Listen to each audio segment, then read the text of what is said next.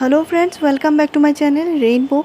और अभी बरसात जा रहा है, सीज़न चेंज हो रहा है, प्लांट में बहुत सारे प्रॉब्लम्स आ रहे हैं, कीड़े मकोड़े लग रहे हैं, प्लांट वीक होता जा रहा है और प्लांट में जो फ्लावरिंग है बिल्कुल बंद हो चुकी है, प्लांट की ग्रोथ रुक चुकी है।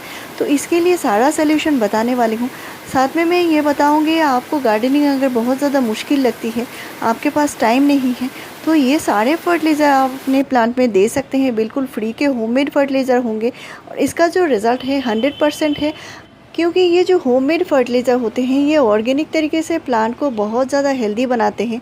इसलिए मेरे प्लांट आप देख सकते हैं बहुत ही ज़्यादा लश ग्रीन पत्तियाँ हैं। और फर्टिलाइज़र देने का भी टाइम होता है, किस प्लांट में कौन से टाइम में क्या फर्टिलाइज़र देना होता है, कौन से टाइम में प्लांट में जो कलियाँ बन रही हैं तो कौन सा फर्टिलाइज़र देना है, तो सारा ही डिटेल्स बताऊँगी। बहुत बढ़िया प्लांट में ग्रोथ ले सकते हैं, फ्लावरिंग ले सकते हैं, फ्रूटिंग ले सकते हैं। और इस तरह के आसान फर्टिलाइज़र आप घर में बनाकर रख सकते हैं। फ्री का होममेड फर्टिलाइज़र है और आप अपने मोगरा में डाल सकते हैं, गुलाब में, गुड़हल में, किसी भी फ्लावरिंग फ्रूटिंग प्लांट में देंगे तो इसका रिज़ल्ट बहुत बढ़िया है। क्योंकि ऑर्गेनिक जो फर्टिलाइज़र होते हैं ये हमारे प्लांट को नुकसान नहीं करते, प्लांट की ग्रोथ ओवरऑल हेल्थ अच्छी बनी रहती है। तो ये देख सकते हैं प्लांट की पत्तियाँ मुड़े सिकुड़े आ रहे हैं और यहाँ पे जो कीड़े लगे हैं वो दिखाई भी नहीं दे रहे हैं।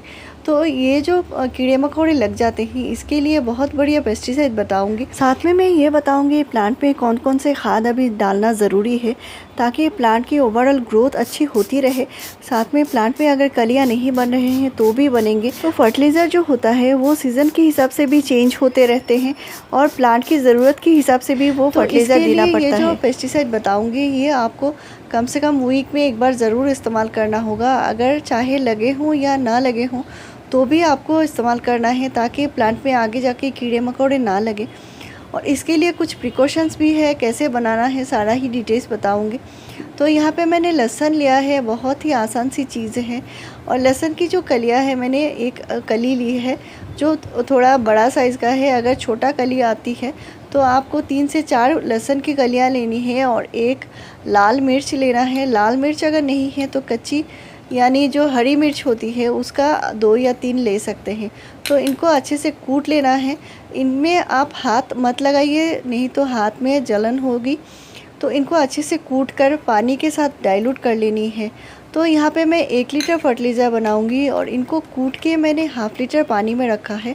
इनको कम से कम 1 घंटे के लिए रखना है इस तरह भिगा कर। और लहसुन जो होती है हमारे पौधे में कीड़े मकोड़े लगने नहीं देते और अगर हैं भी तो ये चले जाएंगे। और लहसुन हमारे पौधे के लिए बहुत अच्छी होती है। इससे मैंने अलग अलग तरीके से फर्टिलाइज़र भी बनाए हैं। लहसुन के जो गुण होते हैं हमारे पौधे को बहुत ज़्यादा जो ताकत देती है, इसके जो इम्यून सिस्टम है उसको स्ट्रॉन्ग बनाती है, कीड़े मकोड़े लगने नहीं देते। तो यहाँ पे मैंने और एक चीज़ लिया है, ये है हैंड वॉश। तो आपको किसी भी तरह का लिक्विड जो सोप आता है वो ½ टीस्पून ले लेनी है और ½ टीस्पून को हम घोलना है। जो इसको हम आधी लीटर पानी में घोल रहे हैं, बाद में हम पूरा पानी जब मिलाएंगे तो ये 1 लीटर बनकर रेडी हो जाएगा। तो यहाँ पे और ½ लीटर है जो लहसुन और मिर्च से बनाया हुआ है। तो मिर्च और लहसुन से जो बनती है इसकी जो तासीर होती है बहुत ही ज़्यादा गर्म होती है। तो इसके देने के लिए कुछ प्रिकॉशंस होते हैं। भरी दोपहर में आपको प्लांट में नहीं देना है और इनको कभी भी गलती से मिट्टी में भी नहीं देना है। और जब भी देना हो सुबह, एकदम सुबह को दे सकते हैं या शाम को दे सकते हैं। दोपहर में देंगे तो पत्तियां जल सकती हैं। साथ में जो करना है, मिट्टी कभी भी ड्राई हो तो ड्राई मिट्टी में बिल्कुल नहीं देना है। अगर पौधे बहुत ज़्यादा छोटे हैं तो आपको बहुत ही हल्के करके यानी पतला करके बनाना है। और यहाँ पे मैंने जो क्वांटिटी लिया है सिर्फ 1 लीटर पानी के लिए लिया है। तो लिक्विड सोप का पानी और जो मिर्च लहसुन का पानी होता है दोनों मिलाकर यहाँ पे 1 लीटर हो चुका है और इसको हम पौधे में स्प्रे करेंगे आगे जाकर। अभी मैं बता रही हूँ हम जार में कौन कौन से फर्टिलाइज़र बनाकर रख सकते हैं। ये देख सकते हैं जार में मैंने बनाकर रखा है, ये प्याज के छिलके का फर्टिलाइज़र है। तो प्याज के छिलके जो होते हैं, आपके पास अगर 10 या 12 प्याज के छिलके हैं तो इनको आप 1 लीटर पानी में डुबाकर 2 दिन के लिए रख सकते हैं और इसके बाद इसके पानी को पौधे में डायरेक्ट डाल सकते हैं।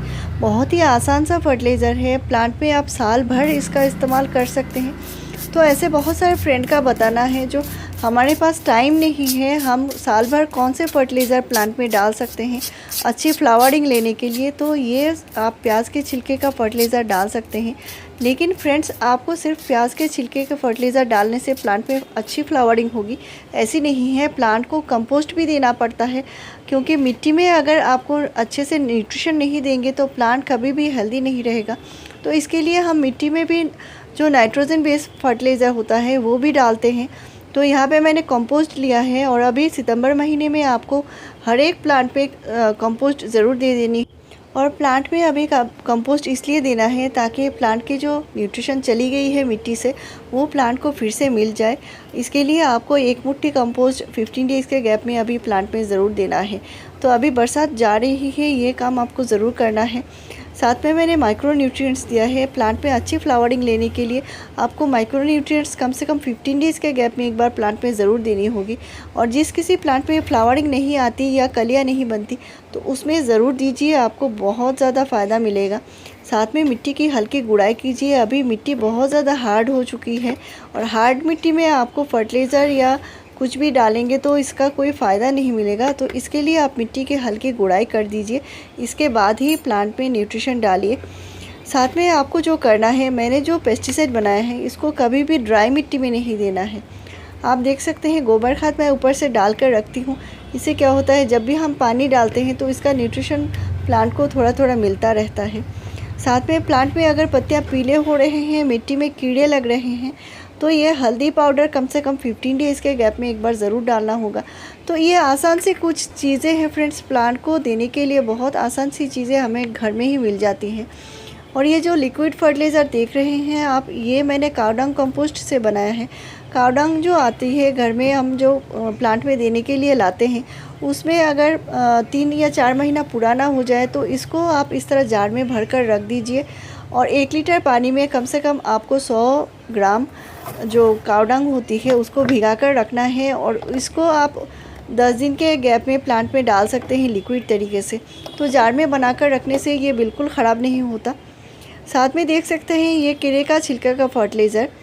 केले का छिलके का फर्टिलाइज़र जो होता है वो भी भरपूर मात्रा में पोटाशियम देती है प्लांट को, फॉस्फोरस देती है और बहुत सारे न्यूट्रिशन देती है, जिससे प्लांट में अच्छी मात्रा में फ्लावरिंग होती है। तो इस तरह मैंने सारे ही जार में बनाकर रखे हैं, ये बिल्कुल ख़राब नहीं होते। इनको ठंडी जगह पर रखना है, छायादार जगह पर रखना है और जार का जो ढक्कन होता है उसको बंद करके रखना है। साथ में देख सकते हैं ये है अंडे का छिलका। तो इनको, अंडे को जब भी हम बॉयल करते हैं, इसका जो पानी होता है, इससे प्लांट के जो कैल्शियम की वो होती है वो पूरी हो जाती है। तो कैल्शियम प्लांट के लिए बहुत ज़रूरी होती है, अच्छी ग्रोथ के लिए, अच्छी फ्लावरिंग के लिए, प्लांट की मजबूती के लिए। तो ये सारे ही फर्टिलाइज़र आप घर में बनाकर रख सकते हैं। काव डंग से हमें नाइट्रोजन बहुत आसानी से मिलती है, प्लांट की ग्रोथ होती है। मेरे प्लांट की पत्तियां लश ग्रीन है और ये मैं अपने घर में बनाकर जो फर्टिलाइज़र, होममेड फर्टिलाइज़र इस्तेमाल करती हूँ, उसी का नतीजा है, आपसे शेयर भी करती हूँ। तो आपने अगर इस वीक प्याज के छिलके का फर्टिलाइज़र दिया है तो नेक्स्ट टाइम आपको जो नाइट्रोजन फर्टिलाइज़र है यानी काव डंग कंपोस्ट का जो लिक्विड है वो दे सकते हैं। और इसके बाद आप फिर से बनाना पील का फर्टिलाइज़र दे सकते हैं। तो इस तरह से शेड्यूल मेंटेन कीजिए, आपके प्लांट में कभी भी फ्लावरिंग की कमी नहीं होगी, गुच्छों में फ्लावर आएंगे और प्लांट भी हेल्दी बना रहेगा। तो अभी सितंबर महीने में आपको ये सारे फर्टिलाइज़र प्लांट में ज़रूर देने होंगे। आगे चल के ये बहुत ही बढ़िया से फ्लावरिंग भी करेंगे। पूरे विंटर फ्लावरिंग के लिए आपको ये शेड्यूल मेंटेन करनी होगी और मेरे चैनल में आपको ऐसे ही बढ़िया जानकारी मिलती रहेगी। ये जो सारे फर्टिलाइज़र आपसे शेयर किए हैं, इन पर मैंने डिटेल्स वीडियो पहले से ही शेयर कर दिया है। तो मेरे चैनल में आपको ऐसे ही बढ़िया जानकारी मिलती रहेगी। मेरे चैनल को ज़रूर सब्सक्राइब कीजिए।